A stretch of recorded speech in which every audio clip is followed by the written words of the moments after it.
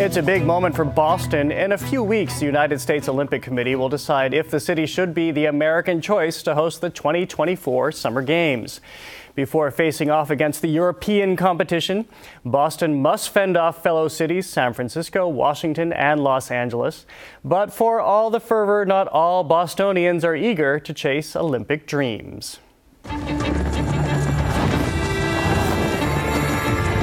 Even Paul Revere is behind the Olympic bidding in this promotional video by the Boston 2024 Committee. It's part of Boston's bid to host the 2024 Summer Games, a plan that Mayor Marty Walsh presented to U.S. Olympic officials last week. I felt that we did a very good job of presenting our side and why the Olympics would be good for the United States and for Boston. But behind the promotional glitz, a difficult question remains. Is the headache and expense of hosting the Olympics worth it? No, says Chris Dempsey of the group No Boston Olympics.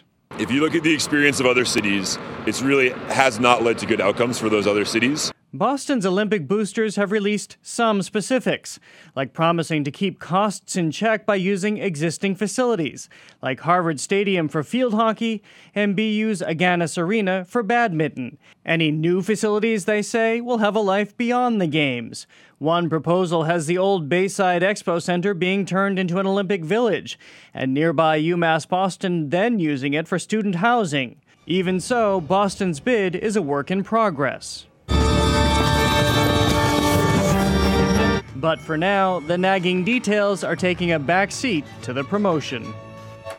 I'm joined now by two of the many voices on both sides of this debate.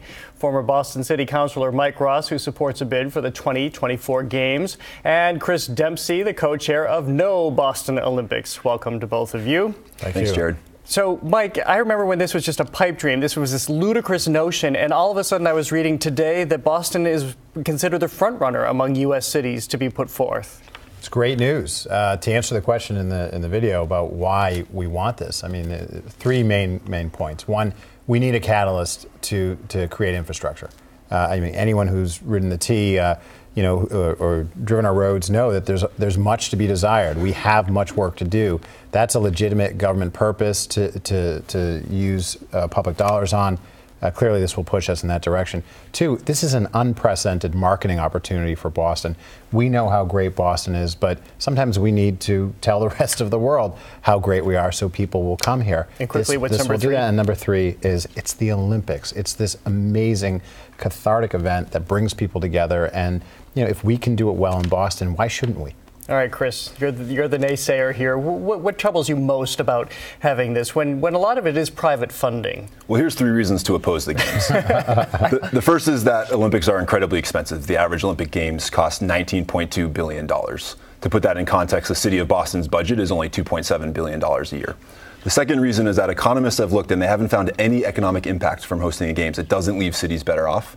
And then finally, there are huge opportunity costs. So because we'll be focused on where's the velodrome going to be and where's the stadium going to be, we're not going to be focused on the core questions that have always made Massachusetts a great place to live, whether that's investing in education or healthcare or core infrastructure. Well, those aside, what about the private people, and it's largely the business industry, the construction industry, that has stepped forward and said, we will pay the bulk of these fees. The city and the state are not going to be saddled with these Olympic fees. Those same promises were made in Vancouver and in London. And in both cases, those private developers backed out after the Games were awarded, and taxpayers were left on the hook for hundreds of millions of dollars. Now, we don't think that Boston's developers are expecting to have to do that, but there's significant risk to the taxpayer that does happen and that public funds have to be used. And Mike, I remember the Democratic National Convention, as you do. It's still being debated whether or not that was actually a boon to the economy when that happened in the middle of summer. Granted, it was only a few days. Everybody left town. Residents, I remember being on Newbury Street that Sunday before the DNC and seeing nobody shopping there. So how certain can people be that this is going to turn around, to be the economic turnaround that some people think it could be? Yeah, I mean, look, I think the DNC was great that we did it. I think we probably could have executed. I mean, we might have scared everyone out of the city before it happened, which was unfortunate because it was a great time and it actually went fairly well.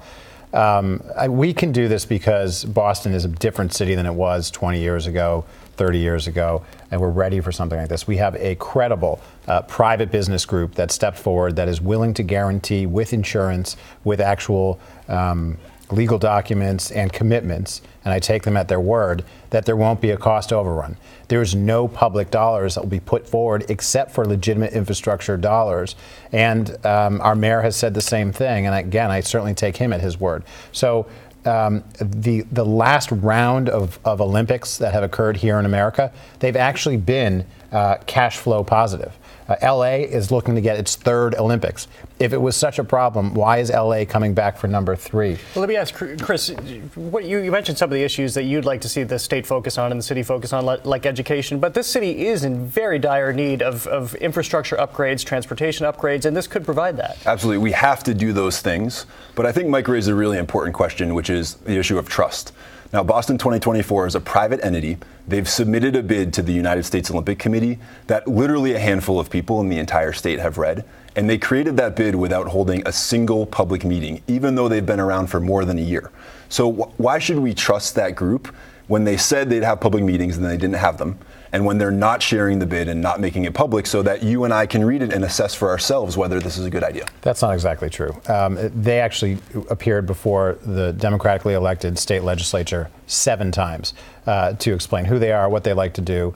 And so they have had those meetings. They've also had public meetings when asked. Let me just ask you quickly before I wrap up, what are our chances of actually getting named?